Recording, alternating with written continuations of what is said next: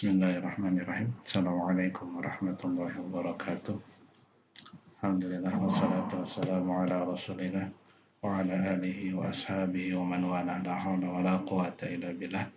Anak sekalian, hari ini kita akan membahas sebuah tema yaitu tentang larangan perbuatan bebas dan mendekati zina.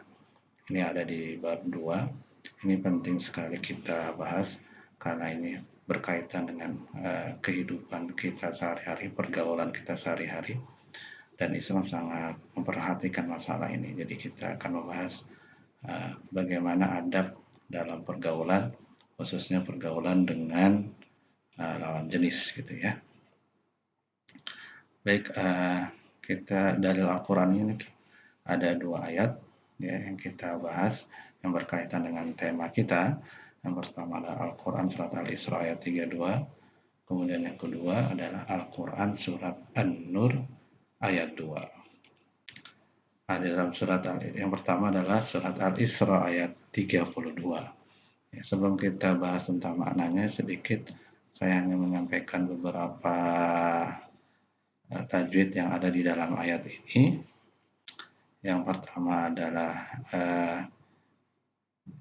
fahisyatau. Nah, ini ada tanwin bertemu dengan huruf waw ya. Idgham bikunna. Kemudian ada wasa'a sabila. Lagi-lagi ini mat wajib muttasil ketika mat tabi bertemu dengan hamzah dalam satu kalimat dibaca 6 harokat. Kemudian terakhir di ayat terakhirnya ini sabila, ini ada fathaten ya, kemudian dalam keadaan waqaf berhenti, nah disebut dengan mat iwat, dibaca 2 harokat. Mari kita baca bareng-bareng ya, ayat ini. A'udzu billahi minasyaitonir rajim. Wala taqrabuz zina innahu kana fahishatan wa sa'a sabila. Dan janganlah kamu mendekati zina, sesungguhnya zina itu adalah sesuatu perbuatan yang keji dan suatu jalan yang buruk. Nah, sekalian, mari kita simak makna dari ayat tersebut. Ya, yang pertama adalah dalam kutipan wala taqrabuz zina, dan janganlah kamu mendekati zina. Bahwa maknanya adalah segala sesuatu yang mendekati zina sudah dilarang, diharamkan. Terlebih lagi melakukannya sudah sangat jelas diharamkan. Jadi ada faktor pencegahan di sini, ya. Jadi mendekatinya saja itu dilarang. Jadi agar kita ini tidak terlampau dalam melakukannya gitu. Sehingga mendekatinya saja kita dilarang, apalagi kita melakukannya. Ya. Kemudian yang kedua adalah larangan mendekati sesuatu yang dapat merangsang jiwa atau nafsu untuk melakukannya. Jadi yang dimaksud mendekati itu adalah sesuatu yang bisa membangkitkan atau merangsang nafsu kita. Kemudian yang berikutnya adalah kata-kata al-fahisyah. Maknanya adalah suatu perbuatan yang amat tercela dan telah nyata keburukannya serta merupakan dosa yang sangat besar. Jadi perbuatan zina itu adalah perbuatan yang sangat tercela, memalukan, dan telah nyata keburukannya. Dan juga akan mendapatkan dosa yang sangat besar. Kemudian kata-kata sa'asabila, jalan yang buruk, dipahami sebagai jalan yang buruk karena ia mengantarkan menuju neraka. Jadi perbuatan zina itu sesungguhnya akan mengantar seseorang itu ya, mengantarnya kepada kesengsaraan, ya, kesengsaraan di dunia dan di akhirat. Kemudian ini perkara-perkara yang bisa mengantarkan manusia kepada zina, ya, atau yang mendekati zina. Ini ada 6 diantaranya. Ya. Yang pertama adalah pandangan mata yang liar, ya, pandangan kepada lawan jenis tentunya, ya, pandangan yang bisa membangkitkan syahwat, begitu dijaga. Kalau kita jaga, kita kendalikan mata kita, ya, kita tundukkan ketika melihat hal-hal yang merangsang baik secara langsung maupun tidak langsung, ya jaga mata kita karena itu berakibat kurang baik gitu ya. Tundukkan pandang kita ke qaudul basar. Kemudian yang kedua adalah khalwat, ya, kita berduaan dengan lawan jenis, di mana saja, di kelas atau di mana, di tempat-tempat tersembunyi. Sungguh yang ketiganya itu adalah setan. Mudah bagi setan menggelincirkan seseorang, apalagi sedang berduaan. Bahaya itu. Dan yang ketiga adalah ikhtilat, kita kurangi ikhtilat, bercampur antara perempuan dan laki-laki dalam satu ruangan, ya. Dalam satu ruangan, apalagi kalau sampai dekat-dekat gitu ya, dan itu juga bahaya. Berawal dari pandangan, kemudian bisa jadi bersentuhan gitu secara tidak sengaja, ya, itu juga bahaya. Kemudian yang keempat adalah menutup aurat, baik laki-laki maupun perempuan. Yang laki-laki jangan sering-sering, jangan pakai celana pendek lah keluar gitu ya, dijaga juga gitu. Kemudian yang akhwat ya, dijaga auratnya, nggak cuma di sekolah, di sekitar rumah juga kita jaga auratnya gitu ya. Pakai pakaian yang longgar, tidak ketat, pakaiannya tebal, tidak tipis, apalagi tembus pandang begitu ya. Kita jaga karena hal itu bisa mendorong seseorang untuk terbangkitkan syahwatnya begitu ya. Kemudian kelima berbicara mendayu-dayu, ini juga yang akhwat terutama ya. Kalau lagi bicara sama lawan jenis itu jangan, sama laki-laki jangan mendayu-dayu, manja-manja begitu ya. Harus tegas, keras gitu ya, apalagi kalau bicara. Dan bicara juga jika ada perlu ya.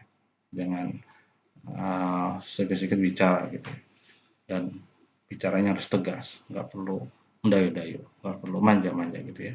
Kemudian yang berikutnya adalah pacaran, pergaulan diri sendiri. Perhatikan kalau kita sekarang ada, misalnya ada yang punya yang dekat dengan lawan jenis, saatnya sekarang waktu yang tepat untuk kita stop gitu ya.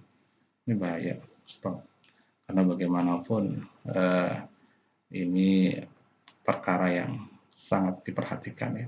Jangan, stop aja. Karena tidak menjamin orang yang pacaran itu jodohnya akan langgeng gitu ya.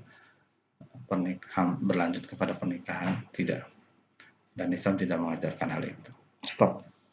Kemudian surat An-Nur ayat 2. Jadi kalau tadi surat yang sebelumnya yang kita bahas gitu ya, surat Al-Isra ayat 32 itu tentang larangan haramnya mendekati zina apalagi melakukannya.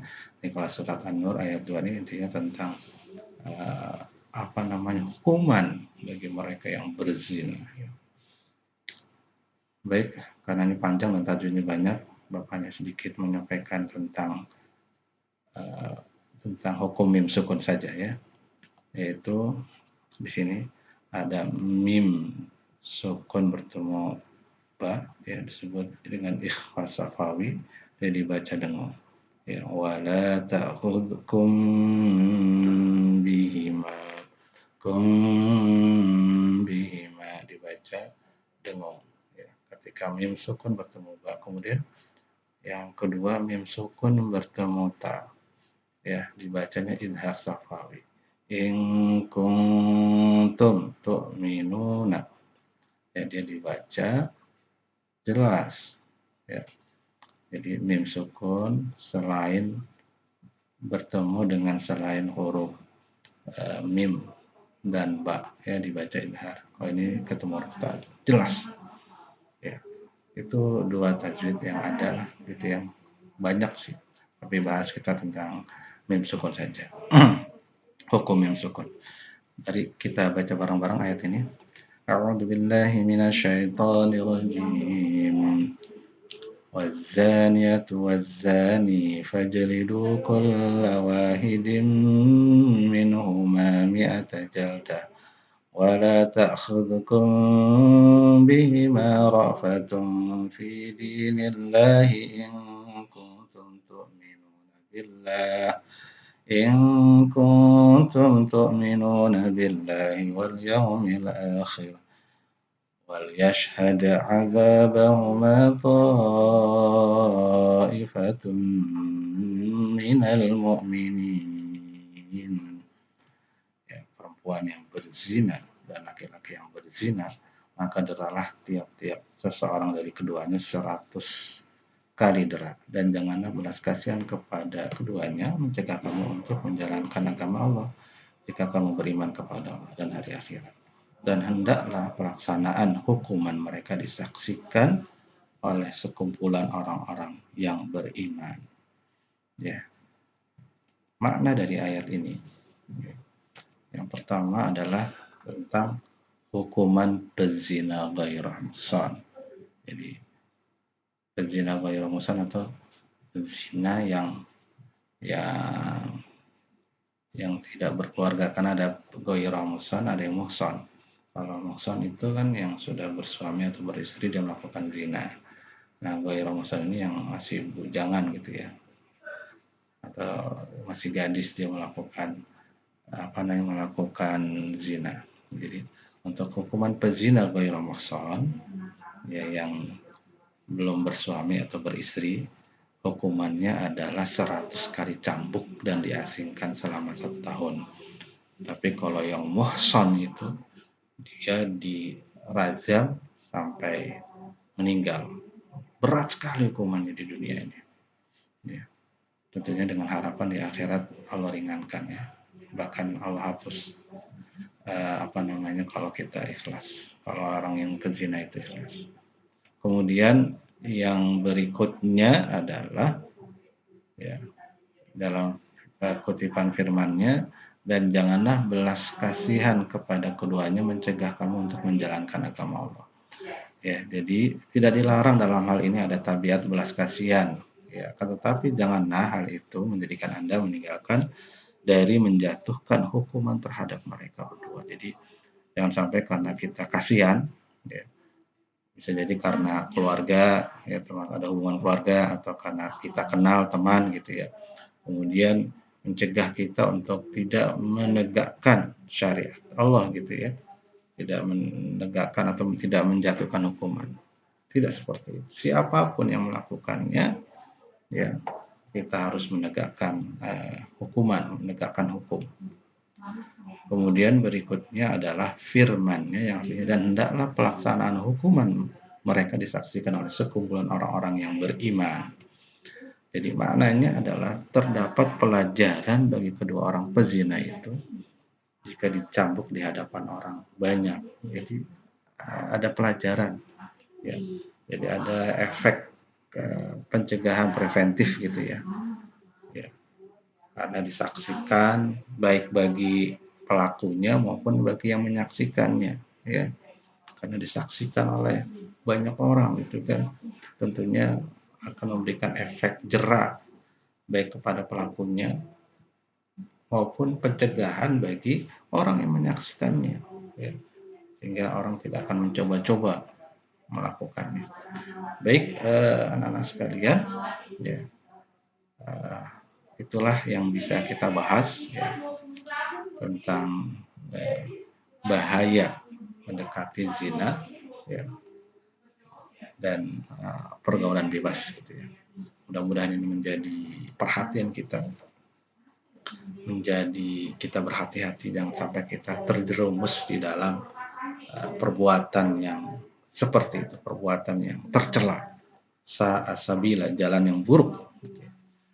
Mudah-mudahan bisa kita ambil pelajarannya.